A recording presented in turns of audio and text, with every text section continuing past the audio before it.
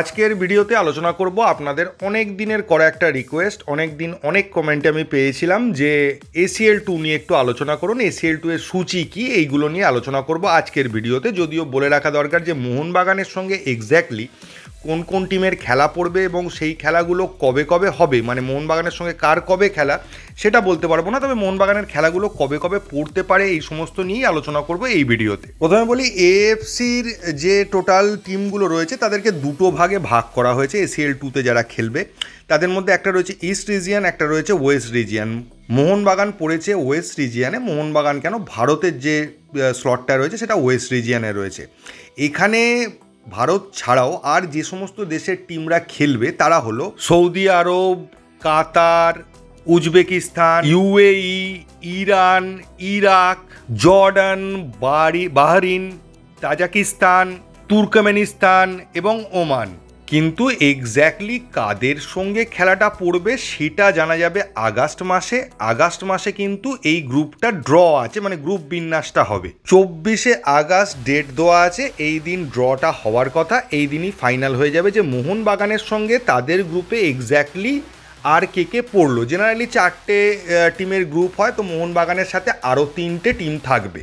আর Saudi Arab, কাতার, Iran, UAE এদের টিমগুলো কিন্তু অনেক বেশি পাওয়ারফুল এবং অনেক বেশি টাকার টিম বলা চলে, এবং লেভেলটাও অনেকটাই হাই। তো এই সমস্ত দেশের টিমগুলো পড়লে কি হবে সেটা নিয়ে তো একটা চিন্তা থাকছে। তবে কিছু করে দেখাতে হলে তো কঠিন চ্যালেঞ্জের মুখোমুখি হতে হবে, এটা আমরা সকলেই জানি। এবার ACL 2 এ মোহনবাগান খেলবে ঠিক সুপার কাপে মোহনবাগানের যেরকম জুনিয়র টিম খেলেছিল, যে তারা একটা ম্যাচ জিতলো কি দুটো ম্যাচ জিতলো, সেমিফাইনাল পর্যন্ত গেছিলো, সেটা নৈতিক জয় বা বিশাল বড় একটা অ্যাচিভমেন্ট।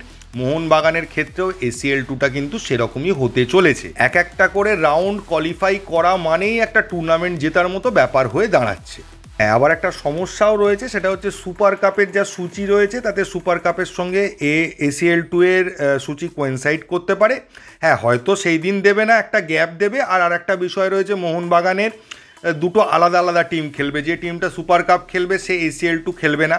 কিছু প্লেয়ার হয়তো কমন থাকবে যারা দুটোতেই খেলবে, কিন্তু বেশ কিছু প্লেয়ার এরকমও থাকবে যারা ACL 2 এ খেলছে অথচ সুপার কাপে খেলছে না। তাই বিষয়টা নিয়ে খুব সমস্যা হবে না, কিন্তু এটাও ঘটনা যে দুটো দিকেই কনসেন্ট্রেট করতে হবে। কোচ মলিনাকে দুটো দিক সামলাতে হবে, এবং যে প্লেয়াররা দুটো টুর্নামেন্টই খেলবে তাদের ক্ষেত্রে কিছুটা হলেও চাপ হবে। এবার যদি চলে আসি ACL 2 এর সূচি, ACL 2 কিন্তু অফিসিয়ালি শুরু হতে চলেছে 30শে জুলাই। তবে হ্যাঁ, মোহনবাগানের খেলা এক্ষুনি পড়ছে না বা 30শে জুলাই পড়ছে না, কারণ ওদের কোয়ালিফায়ার বা প্রিলিমিনারি রাউন্ডগুলো রয়েছে, সেইগুলো 30শে জুলাইয়ের পর থেকে আগস্ট মাসেও দুটো ডেট রয়েছে, সেই দুটো দিনও হবে। মোহনবাগানের প্রথম খেলা কবে? মোহনবাগানের প্রথম খেলা পড়বে 16 বা 17ই সেপ্টেম্বর। সেকেন্ড খেলাটা পড়বে 30শে সেপ্টেম্বর বা 1 অক্টোবর, মানে দুটো করে দিন দেওয়া হয়েছে, যে কোনো একদিন মোহনবাগানের খেলা থাকবে। নেক্সট ডেটটা রয়েছে 21-22 অক্টোবর। তারপরের খেলার ডেটগুলো থাকবে 4-5 নভেম্বরের মধ্যে যে কোনো একদিন। পরবর্তী ডেটটা থাকছে 25 এবং 26শে নভেম্বরের মধ্যে যে কোনো একদিন, এবং লাস্ট এবং ফাইনাল যে ম্যাচটা হতে চলেছে সেটা থাকছে 9-10 ডিসেম্বরের মধ্যে যে কোনো এক। মানে ডিসেম্বর পর্যন্ত মোহনবাগানের খেলা থাকছে, সে কোনো ম্যাচ জিতুক বা হারুক বা কোয়ালিফাই করতে পারুক বা না পারুক, ডিসেম্বর মাস পর্যন্ত কিন্তু টানা শিডিউলটা রয়েছে। এর মধ্যে হোম ম্যাচও আছে, অ্যাওয়ে ম্যাচও আছে, সব মিলিয়ে এর মধ্যে শেষ হয়ে যাবে। পরবর্তী সূচিগুলো দেওয়া আছে, যেটা জানুয়ারি ফেব্রুয়ারি মাস থেকে আবার শুরু হবে পরের রাউন্ডগুলো। সেটা নিয়ে আমি এক্ষুনি আলোচনা করতে চাইছি না, আগে মোহনবাগান কোয়ালিফাই করুক পরের রাউন্ডে। তা না হলে তো নিশ্চয়ই আপনারা কেউ অন্যান্য টিমের খেলা ACL 2 দেখতে যাবেন না, এবছরও যেটা হয়েছিল। এখন প্রশ্ন হলো, মোহনবাগান ACL 2 এ কীরকম পারফর্ম করতে পারে। প্রথম রাউন্ড থেকে সেকেন্ড রাউন্ডে যেতে পারলে সেটা একটা বিশাল বড় সাকসেস হবে। তারপরেরগুলো নিয়ে এখন থেকে না ভাবাই বেটার বলে আমার অন্তত ব্যক্তিগতভাবে মনে হয়। আর একটা বিষয় হচ্ছে যে কোনো টিম যখন কোনো টুর্নামেন্ট খেলতে যায়, যেমন ধরুন ISL খেলা হচ্ছে, আমরা মোটামুটি একটা বছরের প্রথমে সিজন শুরু হওয়ার আগে বুঝতে পারি যে এই টিম ভালো টিম করেছে, ভালো ভালো প্লেয়ার নিয়ে এসছে, এই টিম একটা কিছু করে দেখাতে পারে, অমুক টিম সেরকম কিছু করতে পারেনি, তার চান্স এবছর খুবই কম, এরকম আমরা প্রেডিকশন করে থাকি। তবে প্রেডিকশন যে সবসময় মেলে সেটাও ঠিক নয়, যে টিমটা ভালো টিম করলো, প্রচুর প্লেয়ার নিয়ে এলো, সে বিশাল ভালো খেললো, সেটা হয় না।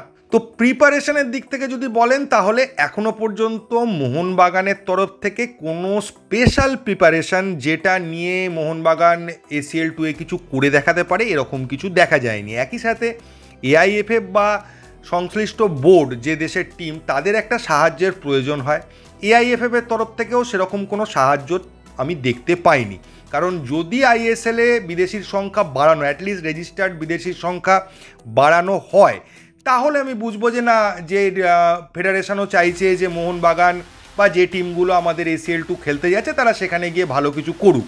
আর সেটা যদি তারা না করে তাহলে বুঝতে হবে তাদেরও কোনো ইন্টারেস্ট নেই ACL 2 নিয়ে। এবার ACL 2-এ যে ধরনের টিম খেলে সেই টিমের বিরুদ্ধে কিছু করতে গেলে একটা ফারাক গড়ে দেওয়ার মতো বিদেশি প্লেয়ার দরকার। সে বিদেশি প্লেয়ার আমি বলছি না, এটা প্লেয়ার দরকার। আমরা তো এটা এক্সপেক্ট করতে পারি না যে ভারতীয় প্লেয়ার ফারাক গড়ে দেবে ACL 2-তে গিয়ে, তো ন্যাচারালি আমাদের একটা বিদেশির ওপর নির্ভর করতে হয়। আর মোহনবাগানের যা ট্রান্সফার আপডেট রয়েছে তাতে এটা বোঝা যাচ্ছে যে মোহনবাগানে একমাত্র একটা বিদেশির সম্পর্কে আমরা কোনো খবর পাইনি। সেই বিদেশি হয়তো বিশাল লেভেলের বিদেশি হতে পারে, কিন্তু সেই বিশাল লেভেলের একজন বিদেশি নিয়েও তো আর ACL 2 পুরোটা ডমিনেট করা বা ডমিনেটের কথা ভুলে যান, মানে কিছু দূর এগোনো বা সেমিফাইনাল খেলা সেটা সম্ভব বলে তো আমার অন্তত মনে হয় না।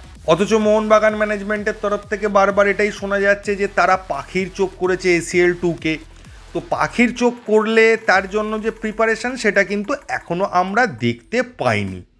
কম বয়সী বা এখনকার বিশাল মাপের প্লেয়ার না হোক, যারা যে হয়তো তার বেস্ট ফর্মটা ফেলে এসছে, একটু বয়স্ক কিন্তু ওয়ার্ল্ড কাপ খেলা, বিশ্বের বড় বড় লিগে খেলার বিশাল অভিজ্ঞতা রয়েছে, এরম একজন প্লেয়ারের অভিজ্ঞতারও কিন্তু প্রয়োজন আছে এই টিমটাতে। আর আরও একটা বিষয় আমার মনে হয়েছে, ডুরান্ড কাপই বলুন বা সুপার কাপই বলুন, এইখানের যে ম্যাচগুলো হবে সেটা কখনো ACL 2-এর প্রস্তুতি হতে পারে না, সেটা ISL-এর জন্য প্রস্তুতি হতে পারে। ACL 2-এর জন্য প্রস্তুতি নিতে গেলে বিদেশের কয়েকটা টিম বা যে কোনো বড় দেশের সেকেন্ড ডিভিশন টিম হোক, যাই হোক, যে টিমগুলো আমাদের থেকে অনেক স্ট্রং, যাদের বিরুদ্ধে আমাদের বিশাল ফাইট করতে হবে, এরকম কয়েকটা প্র্যাকটিস ম্যাচের কিন্তু প্রয়োজন আছে। আবার বলছি, যদি ACL 2-এ বিশাল ভালো কিছু করার একটা তাগিদ থাকে। এছাড়া এবছর কয়েকটা নেগেটিভ জিনিসও কাজ করছে, সেটা যে ACL 2 শুধু নয়, আমাদের সমস্ত ফুটবল সিজনের ওপরই সেটা কাজ করছে। নেগেটিভ জিনিস বলতে দেখুন, যুদ্ধ পরিস্থিতি রয়েছে।